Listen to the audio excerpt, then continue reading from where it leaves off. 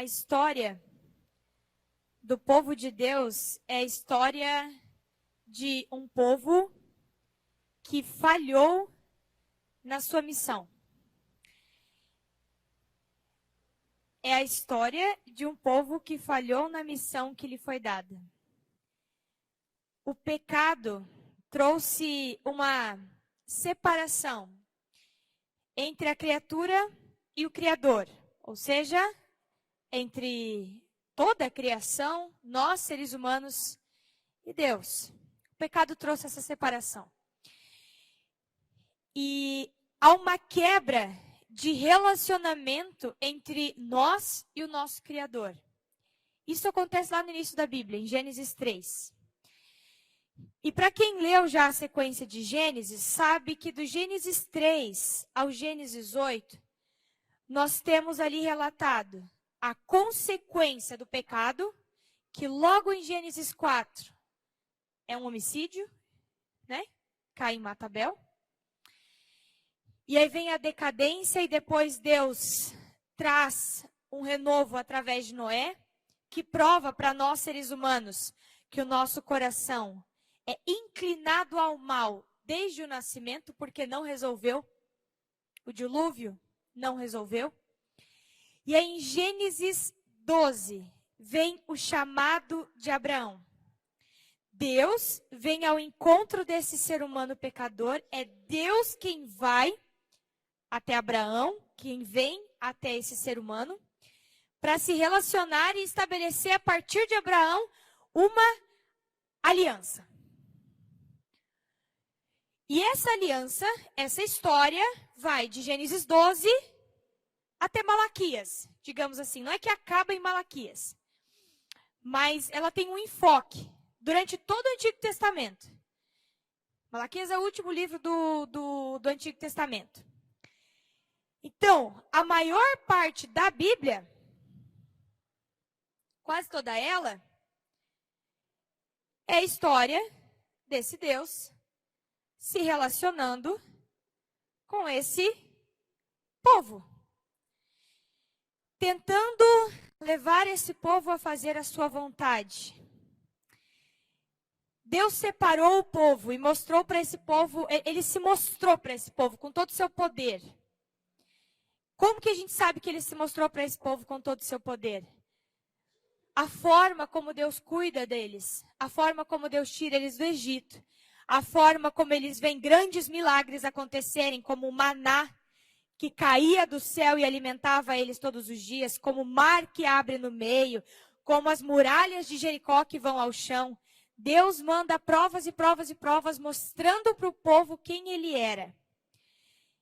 Ele dá as leis, ele dá os 10 mandamentos e fala assim: se vocês me seguirem, se vocês forem fiéis a mim, eu vou cuidar de vocês.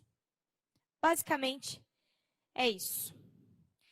Mesmo com tudo isso, o povo de tempos em tempos decaía da sua fé e se voltava a outros deuses. Essa é a história basicamente do livro de Juízes.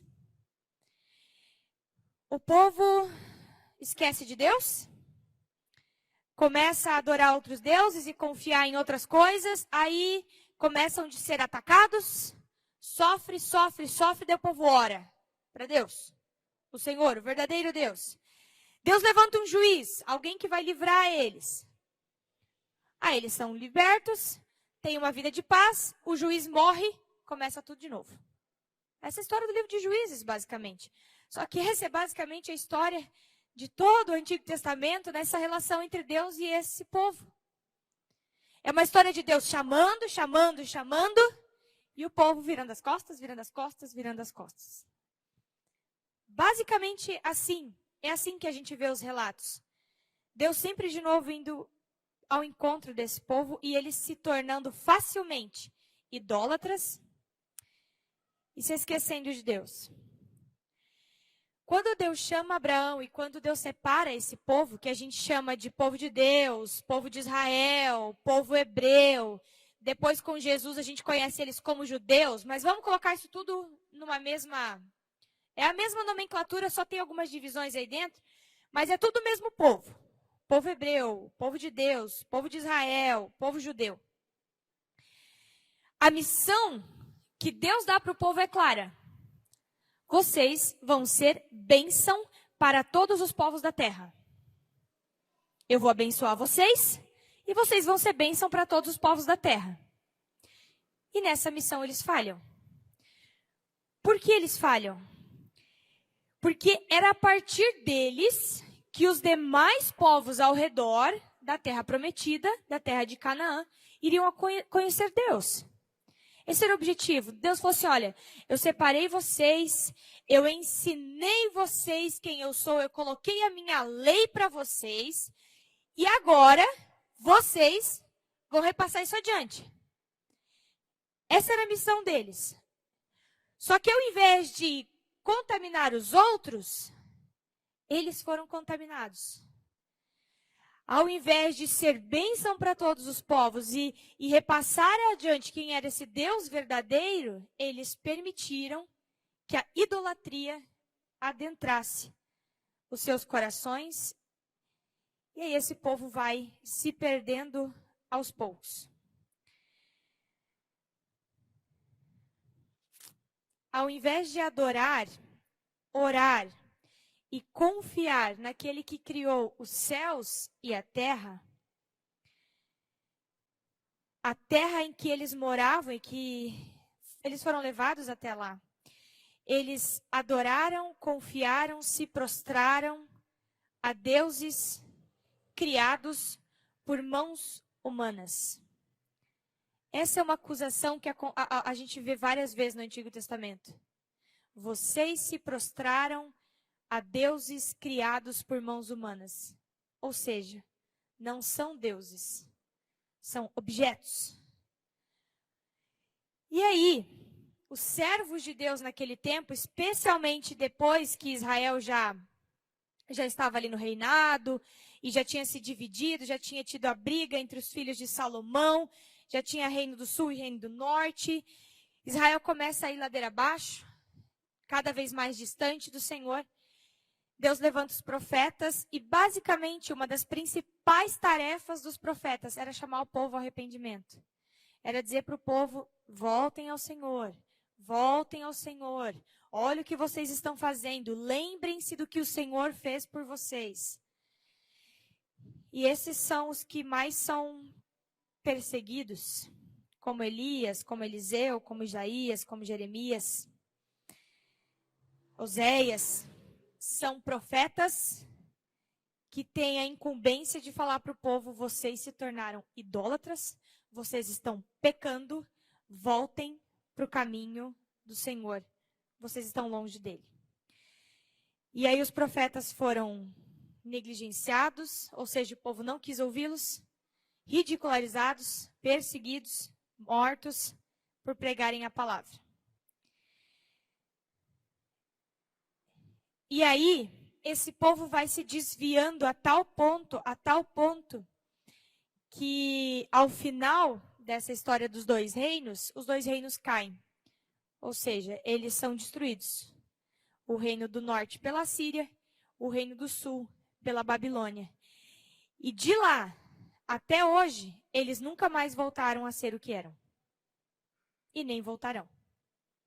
Até Jesus voltar, não voltarão a ser um reino unificado, unido, que tem uma mesma crença, uma mesma lei. Não mais. Eles estão espalhados pelo mundo. Esse povo que era da aliança desde Abraão.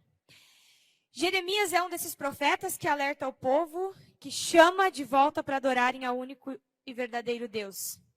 E quando você leu o livro de Jeremias, eu li agora recentemente de novo, e aí tem horas que parece assim que é enjoativo, sabe? Que é repetitivo, que você fala, mas quantas vezes ele vai ter que falar para o povo se arrependam? Quantas vezes ele vai ter que dizer, olha, acordem, acordem, acordem? Resolve? Não resolve. Será que eles ouviram? Não ouviram. E nós? Será que nós temos dado ouvido ao chamado ao arrependimento hoje? Ou você acha que nós somos diferentes dessa história desse povo? Que vai e volta, que busca Deus quando precisa, que está bem, que está mal diante de Deus, digamos assim. Vamos abrir nossas Bíblias lá em Jeremias 2. Vamos ler dos versos 1 até o 13. Profeta Jeremias, no Antigo Testamento, capítulo 2, dos versículos 1 ao 13.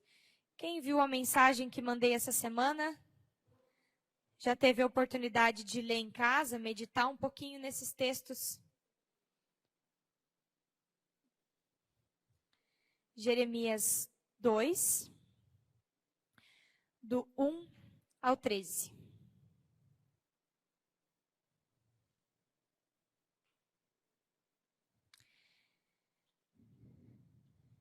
Jeremias, ele é um profeta que fala para o Reino do Sul, para as tribos de Judá e Benjamim, quando o Reino do Norte já havia caído, e ele também presencia a queda do Reino do Sul, ou seja, a invasão da Babilônia. Mas o início do livro já é um chamado ao arrependimento. Jeremias 2, versos 1 em diante. A palavra do Senhor veio a mim. Vá proclamar aos ouvidos de Jerusalém. Eu me lembro da sua fidelidade, quando você era jovem. Como noiva, você me amava e me seguia pelo deserto, por uma terra não semeada. Israel, meu povo, era santo para o Senhor. Os primeiros frutos da sua colheita, todos os que o devoraram eram considerados culpados. E a desgraça os alcançava. Ouça a palavra do Senhor, ó comunidade de Jacó, todos os clãs da comunidade de Israel. Assim diz o Senhor: que falta os seus antepassados encontraram em mim, para que me deixassem e se afastassem de mim? Eles seguiram ídolos sem valor, tornando-se eles próprios sem valor. Eles não perguntaram: onde está o Senhor que nos trouxe do Egito e nos conduziu pelo deserto, por uma terra árida e cheia de covas, terra de seca e de trevas, terra pela qual ninguém passa e onde ninguém vive? Eu trouxe vocês a uma terra para que comessem dos seus frutos e dos seus bons frutos. Entretanto, vocês contaminaram a minha terra, tornaram a minha herança repugnante. Os sacerdotes não perguntavam pelo Senhor. Os intérpretes da lei nem me conheciam. E os líderes do povo se rebelaram contra mim. Os profetas profetizam em nome de Baal, seguindo deuses inúteis. Por isso, eu ainda faço denúncias contra vocês e farei denúncias contra os seus descendentes, diz o Senhor. Atravessem o mar até o litoral de Chipre e vejam. Mandem observadores a Quedar e reparem de perto. E vejam se alguma vez aconteceu algo assim. Alguma nação já trocou os seus deuses? E eles nem sequer são deuses. Mas o meu povo trocou a sua glória por deuses inúteis. Espantem-se diante disso, ó céus. Fiquem horrorizados e abismados. O meu povo cometeu 2 crimes. Eles me abandonaram, a mim, a fonte de água viva, e cavaram as suas próprias cisternas, cisternas rachadas, que não retêm água. Até aqui, palavra de Deus. O verso 2 diz assim: vá proclamar aos ouvidos de Jerusalém. Essa é a função de Jeremias. Deus dá a mensagem e Jeremias tem que repassar para o povo. A palavrinha meio dura de se ouvir, né? A idolatria é o pecado que talvez seja o pecado mais comum do ser humano. O que é idolatria? colocar qualquer coisa no lugar de Deus. Extremamente comum entre nós. E muito comum, mas ao mesmo tempo, um pecado difícil de ser apontado. Por quê? Porque se eu adoro alguma coisa, eu não vou querer largar aquilo. E podem vir com o argumento que quiserem. Podem falar o que for, que eu não vou querer. Eu não vou admitir a minha idolatria. Quem é idólatra, é muito difícil de admitir que é idólatra. Eu disse para a pessoa, você está idolatrando o seu celular, ele te domina, ele te controla. Não, se eu quiser eu posso deixar ele de lado. Então deixa. Não preciso. Ele não me domina. É difícil de admitir que nós somos idólatras. A missão de Jeremias era ir falar para o povo do seu pecado. E literalmente apontar o dedo e dizer, vocês pecaram, vocês se desviaram do Senhor, vocês abandonaram a fonte de água viva. Abandonaram a Deus. Vocês se tornaram idólatras. Quem gostaria de ouvir isso? Quem de nós já ouviu isso em relação a alguma coisa da nossa vida e dizer assim, olha, isso aqui está te dominando.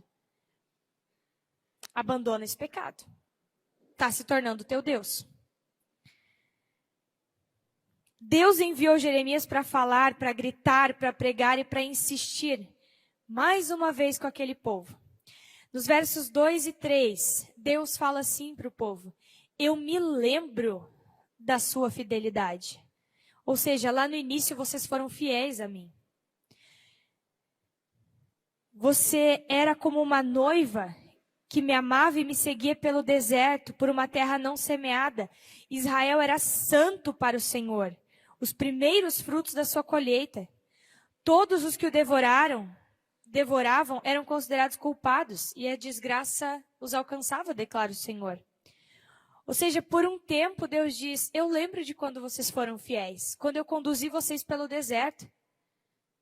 Vocês eram como uma noiva que estava junto comigo, pura. O que significa essa noiva? Que não era idólatra. Assim como em outros lugares da Bíblia, como em Oséias, Deus vai usar a figura da prostituição para dizer que eles adoravam a vários deuses. Ele diz aqui, você era como uma noiva, ou seja, você pertencia só a mim. Mas isso já faz tempo.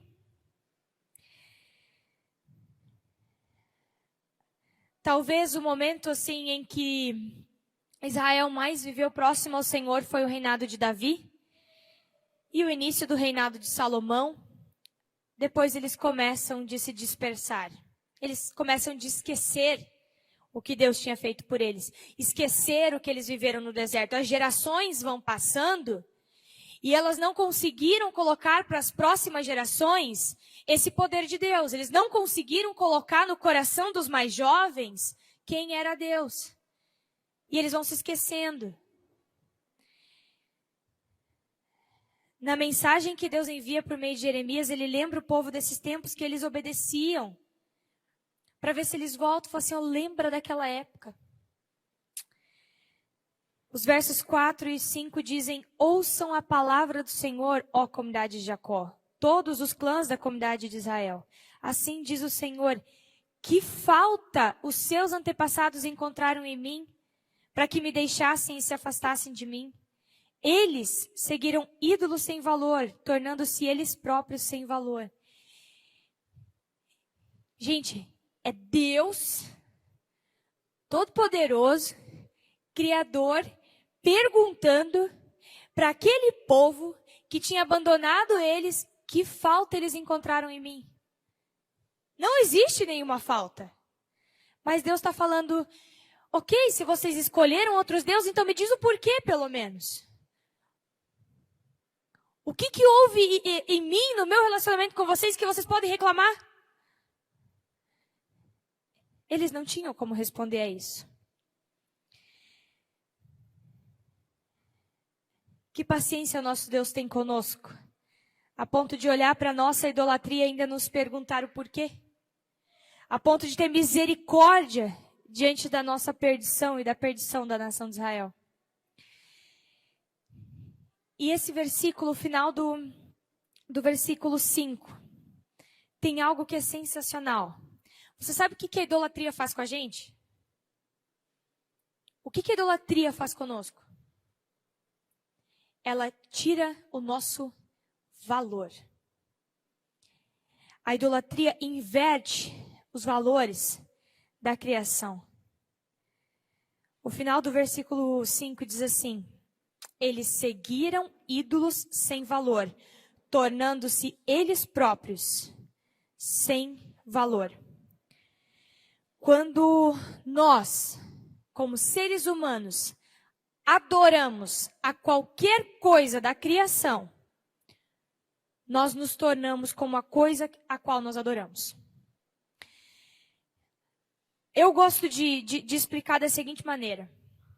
A criação ela possui uma ordem que Deus colocou lá no jardim.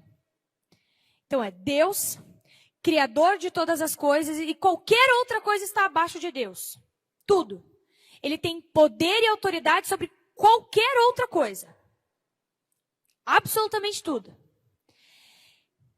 Na criação, Deus coloca primeiro o ser humano. Ah, como é que você pode dizer que coloca primeiro o ser humano? Porque nós somos os únicos criados à imagem e semelhança dele. Os únicos ao qual a Bíblia diz que ele se relaciona na criação. E aqueles por quem ele vai voltar. Ele vai redimir a criação como um todo? Sim. Mas quem é criado à imagem e semelhança de Deus são os seres humanos, não são os animais, não são as árvores. E além disso, ele colocou os seres humanos para cultivar e cuidar da criação. Ou seja, nós temos uma responsabilidade perante o restante da criação. Perante os animais, perante o ambiente e por aí vai. Quando nós pegamos algo da criação, como no caso de Israel, que adoravam a coisas criadas pelas mãos, a ídolos de madeira, a postes sagrados, a falsos deuses.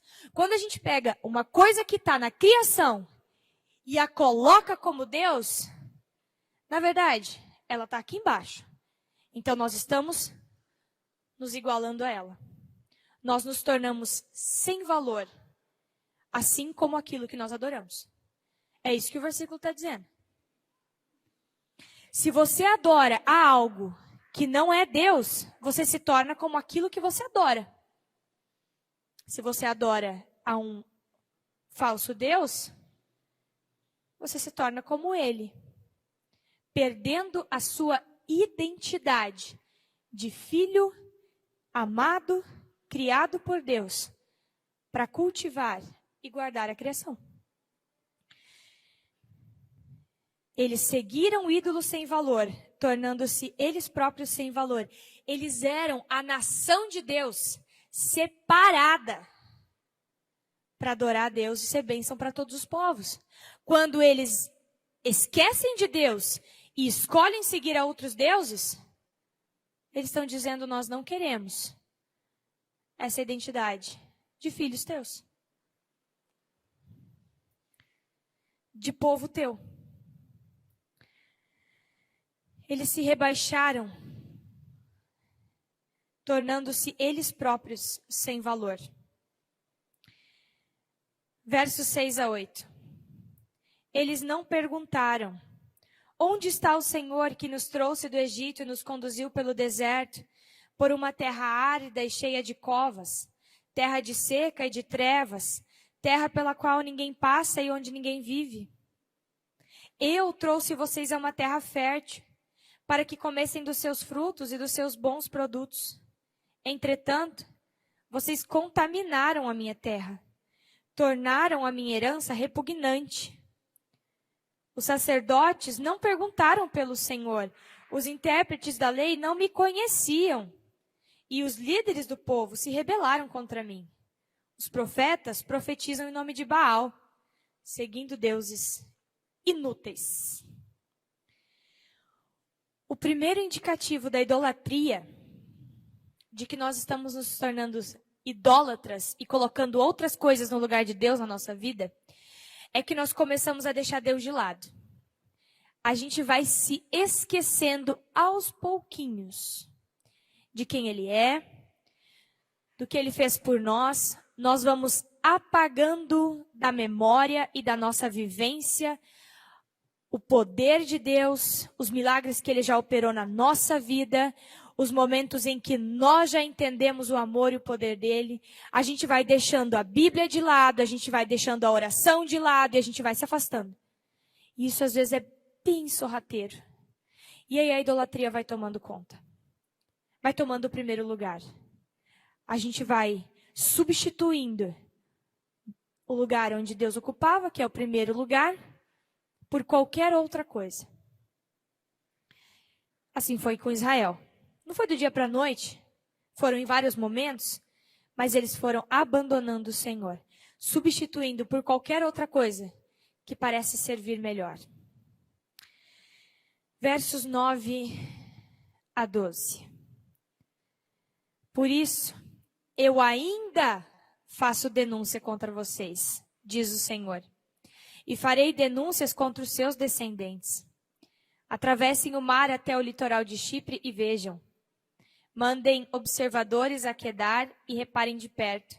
E vejam se alguma vez aconteceu algo assim. Alguma nação já trocou os seus deuses? E eles nem sequer são deuses. Mas o meu povo trocou a sua glória por deuses inúteis. Espantem-se diante disso, ó céus.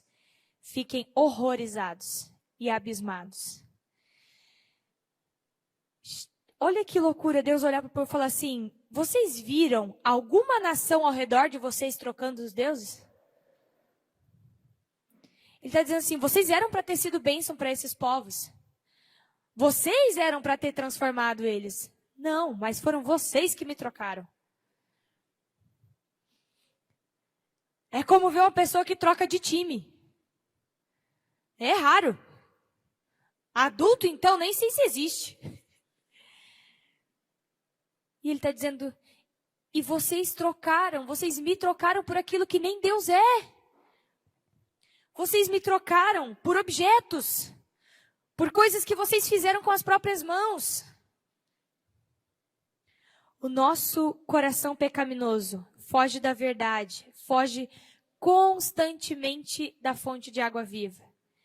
A gente é inclinado para o mal, mesmo que a gente não admita isso. E como é difícil a gente admitir que o nosso coração é idólatra.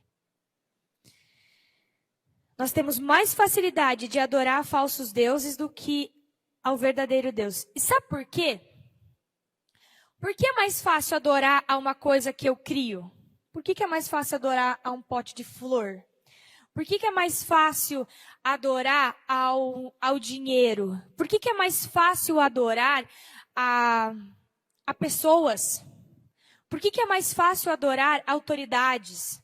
Por que é mais fácil adorar a ciência? Porque são coisas que eu manipulo. São coisas que estão sob o meu controle também. E quando não estão no meu controle, são semelhantes a mim. Tem falhas como eu. Se eu adoro a coisas criadas, a objetos, quem manipula essas coisas sou eu. É mais fácil. Nenhuma estátua de madeira, como Deus vai falar várias vezes, vocês adoram as suas imagens de madeira, os seus postes sagrados, que era Israel, vai me pedir um grande sacrifício. Eu faço o necessário quando eu quero e está tudo certo. Eu estou agradando aquele Deus, aquele ídolo. Está sob o meu comando. Quando eu adoro alguma autoridade, como Israel também adorou autoridades, como reis que construíram grandes estátuas para si, eu vejo naquela autoridade alguém que é parecido comigo. Alguém que tem as mesmas limitações que eu, que também não pode cobrar tanto assim de mim. Agora, adorar ao Deus verdadeiro, que olha para mim e diz: toma a sua cruz e me segue, a um Deus que me passou uma série de leis para obedecê-lo, é um pouquinho mais difícil. Então eu troco por algo que me agrada mais. Esse é o nosso coração. A gente é sempre inclinado a adorar aquilo que é mais fácil para a gente, que nós podemos controlar e manipular.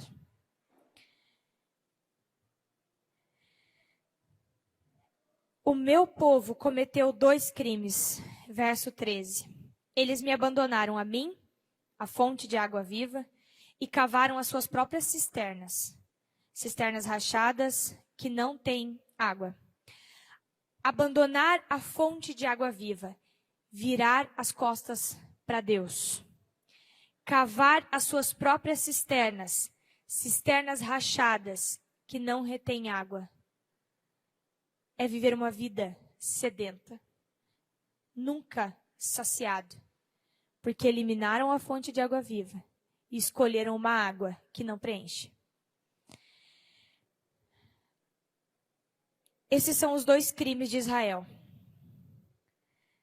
A idolatria, ela quebra o primeiro mandamento, que o povo sabia muito bem. Eu sou o Senhor teu Deus, que te tirou do Egito. Não terás outros deuses além de mim. Eles fizeram deuses para si, abandonando essa fonte de água viva. Jesus, no Novo Testamento, diz a respeito de si mesmo: eu sou a fonte de água viva. Você acha que quando Jesus fala isso para aquele povo, eles não lembram lá de Jeremias? Deus dizendo, vocês abandonaram a fonte de água viva. E Jesus estava diante do povo dizendo assim, e agora? Vocês vão beber dessa água? Ou vocês preferem continuar com as suas cisternas rachadas? Com a sua água que não satisfaz, que não sacia a sede? O tema dessa semana, essa quinta sola, é somente a Deus a glória. Esta é uma sola que João Calvino acrescenta mais tarde. Ela não aparece principalmente nos escritos luteranos, digamos assim. E a gente poderia dizer que ela não é tão necessária, porque ela já está colocada dentro, por exemplo, do somente a Cristo. Se eu sei que Cristo é o centro, eu não preciso ser lembrado de que é só Deus que eu preciso dar a glória. Também já está dentro do somente a Escritura, mas por que então dar uma ênfase no somente a Deus a glória? Lembra do óbvio? É óbvio. Não é óbvio. Na prática, não. Às vezes aqui em conhecimento é óbvio.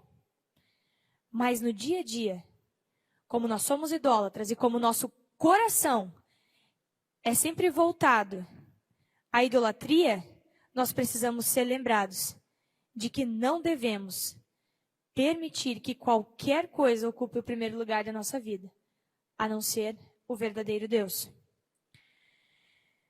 Glorificar a Deus somente é tê-lo como único Deus. Não se trata apenas de não adorar imagens ou objetos. Vai muito além. Se trata mais de ter esse Deus como o primeiro em nossa vida, como central, e todo o restante nós vivemos a partir desse relacionamento com Deus. É isso que é dar a Deus toda a glória. É ter Ele em primeiro lugar na minha vida, e todo o resto eu vivo a partir dele. Parece óbvio, mas não é. Vamos ver. Se trata de não colocar a esperança em poderes e autoridades desse mundo. A gente está cansado de ouvir isso. Mas é difícil, né? É muito difícil. Como muitos têm feito. Se trata de compreender que o coração do ser humano pertence a Deus e que a vontade dele é soberana sobre qualquer esforço humano. Um versículo que talvez faria sentido aqui seria: Deus age em todas as coisas para o bem daqueles que o amam. Em todas as coisas. Ou seja, naquelas que a gente gosta, naquelas que a gente não gosta, nas que nos agrada, nas que não nos agrada, nas fáceis e nas difíceis. Em todas as coisas. Deus é Deus. Render a Deus a glória e somente a Ele significa que, independente do que acontecer comigo ou com as pessoas que eu amo, eu continuarei firme adorando ao Senhor. Pá, aqui pega a gente de uma forma difícil. Quando eu sei que eu fui criada e que a minha vida não se limita a esse mundo aqui, mas que existe um propósito eterno, eu consigo entregar a minha vida e de todos ao meu redor na mão desse Deus. Por que eu estou dizendo isso? Porque quando a gente se depara com a morte, às vezes a gente percebe se o nosso coração é idólatra ou não. E se a gente não consegue lidar com a morte de alguém? Não digo viver luto, tá? O luto é extremamente importante. Bíblico. Mas se a morte tira a minha fé, se a morte não permite que eu adore ao meu Senhor,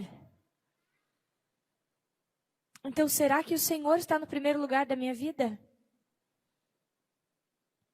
Glorificar a Deus somente significa que nada nesse mundo me controla ou me domina. Vamos a alguns exemplos que têm dominado as pessoas hoje em dia. Se Deus está no centro, o celular não pode me dominar. Cara, é difícil quem consegue ficar do início ao fim do culto sem o celular, né? Ou sem o WhatsApp. E não é só hoje, não. É muito difícil. É difícil quem consegue, numa visita, numa conversa com alguém, ficar sem o celular. Poxa, o celular não tem nos dominado? Os aparelhos tecnológicos não têm nos dominado? Será? Fica sem bateria. Tem alguns que já... Meu Deus, eu estou sem bateria. Para os de iPhone aí, né? São mais provados do que os outros. Glorificar a Deus somente significa que o meu dinheiro não me domina. Você já pensou se você ficasse pobre, literalmente pobre, sem nada, sem absolutamente nada, do dia para a noite? Eu já vi isso acontecer. Para alguns isso significa suicídio. Nós sabemos disso. É um choque tão grande que a pessoa não vê mais saída. Querendo ou não, todos nós estamos suscetíveis a isso. E se acontecer? E se acontecer? O dinheiro tem me dominado? E se Deus falasse para mim, ó, Daline, dá todo o seu dinheiro agora para tal pessoa? Você daria?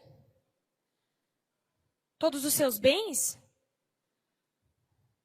Não estou dizendo que Deus pede para a gente fazer isso. Pode ser que peça. Glorificar a Deus somente significa que as minhas vontades não me dominam. Que a minha necessidade de aparecer não me domina. Que o meu orgulho não me domina. A gente falou isso esse mês quando a gente falou de somente a Cristo. O eu tem se tornado o nosso Deus. Eu faço o que eu quero, como eu quero, quando eu quero, porque isso me dá prazer e dane-se o resto do mundo. Isso não é render glória a Deus, isso é render glória ao meu eu. Isso é idolatria. Glorificar a Deus somente significa que a bebida não me domina.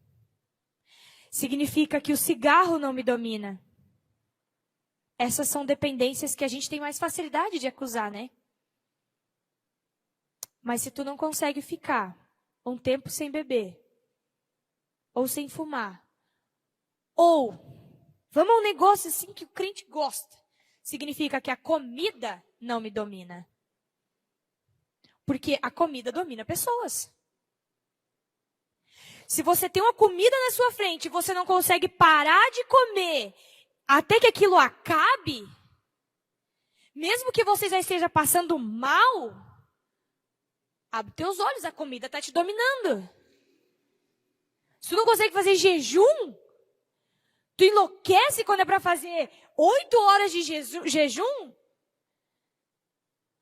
Liga a luzinha de alerta, meu querido. A comida está te dominando. Ela está tomando o controle do teu corpo. Glorificar a Deus somente significa que a minha sexualidade não me domina. Muitos são dominados pela sua sexualidade.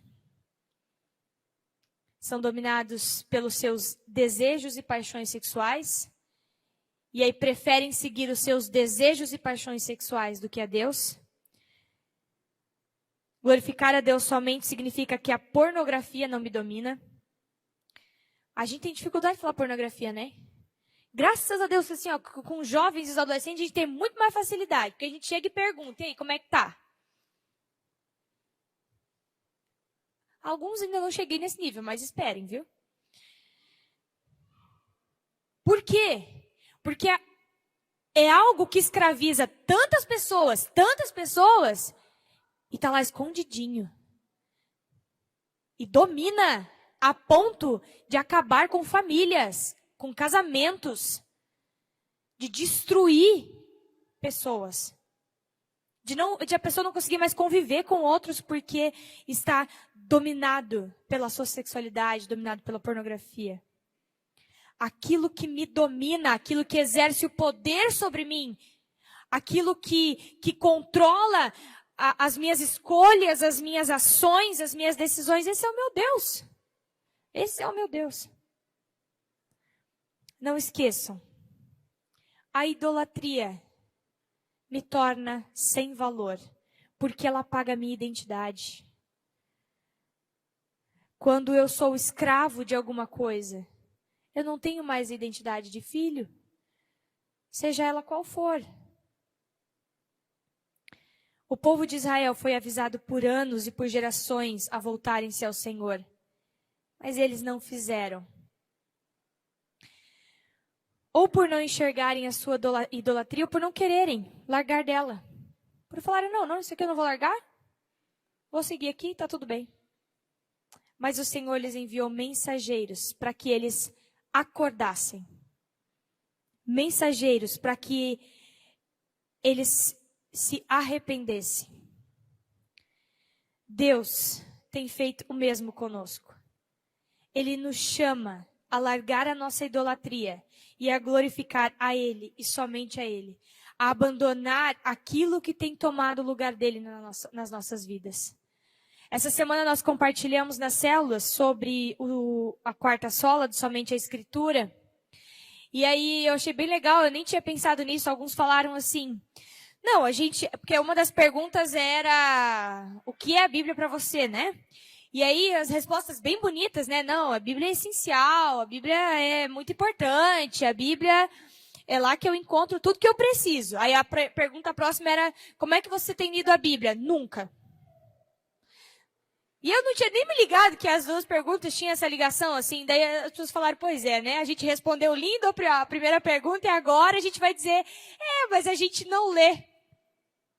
Então, será que a Bíblia realmente é tão importante? Assim nós somos, tão contraditórios, bons em falar, mas falhos em praticar. Por isso, abandone aquilo que tem dominado o teu tempo, tomado o lugar de Deus,